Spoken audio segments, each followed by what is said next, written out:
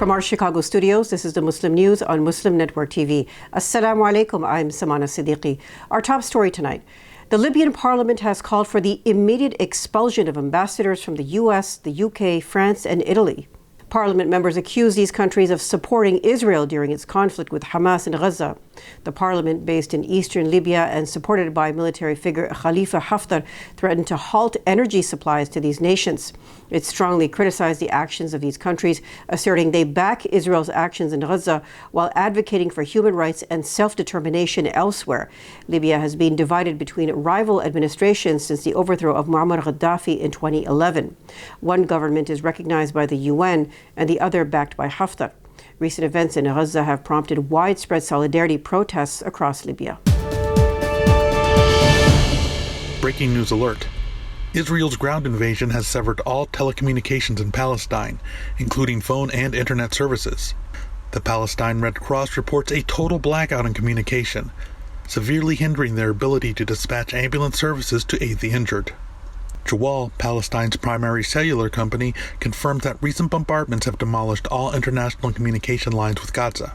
This development follows the Jordanian envoy to the UN's earlier announcement of Israel's ground invasion. Stay with us for ongoing updates on this critical situation. Palestinian authorities have released the names of 7,028 people killed by Israeli airstrikes. This was in the wake of President Joe Biden questioning the accuracy of the death toll in Gaza. Biden expressed skepticism about the Palestinian-provided figures, saying he had no notion the Palestinians are telling the truth regarding the number of casualties. He acknowledged there were innocent civilians killed, but deemed it the cost of war. The Palestinian Health Ministry published a comprehensive 210-page report listing the names, ages, genders, and identification numbers of every person killed in Gaza. Ashraf al-Qudra, spokesperson for the Health Ministry, criticized the U.S. for lacking human standards, morals, and basic human rights values for doubting the death toll. The report revealed that between October 7th and October 26th, a total of 7,028 Palestinians were killed, including 2,913 children. The victims comprised 3,129 females and 3,899 males. However, 218 individuals remain unidentified and are not included in the final death toll. The report also acknowledged the exclusion of those buried without hospital involvement and people missing under the rubble. He said such figures are around 1,600. The Council on American Islamic Relations admonished Biden's remarks as shocking and dehumanizing and called for an apology. CARE Executive Director Nihad Awad urged Biden to watch videos from Gaza and reflect on the impact of the conflict on innocent civilians. Omar Shakir, Israel and Palestine Director at Human Rights Watch, affirmed the reliability of the ministry's figures, saying they have been consistently accurate. The Council on American Islamic Relations said on Thursday participants in its Ceasefire Now congressional resolution have sent almost 225,000 messages to Congress. The resolution aims to send action alert messages to urge lawmakers to support a ceasefire in Gaza amid Israeli bombardment and blockade. CARE Government Affairs Director Robert McCaw sought urgent attention to the ongoing humanitarian crisis in Gaza and an immediate ceasefire. CARE said senators, including Democrats Alex Padilla and Chuck Schumer, as well as Republican Senators Ted Cruz and John Cronin, received the messages. Among the House representatives who received the messages were Democrats Sean Casten, Ro Khanna, and Jerry Connolly. Among Republicans, it was Keith Self and Young Kim. Pentagon spokesman Pat Ryder has disclosed that the U.S. is sending 900 troops to the Middle East in the wake of the Israel-Hamas war. He says these units include a terminal high-altitude area defense battery from Fort Bliss, Texas, and associated air defense headquarters elements from Fort Bliss and Fort Cavazos, Texas.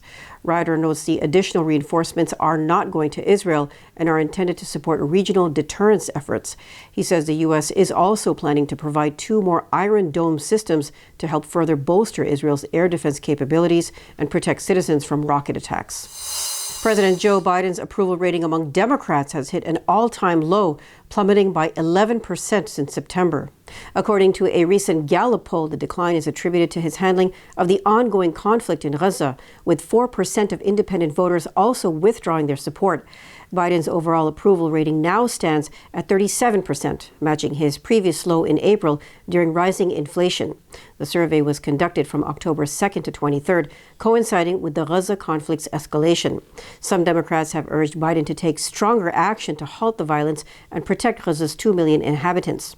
But the president has maintained his support for Israel's offensive, emphasizing its right to defend itself against Hamas and criticizing the group's use of civilian shields. A Gallup survey in March indicated Democratic support for Palestinians had surpassed that for Israelis for the first time on record.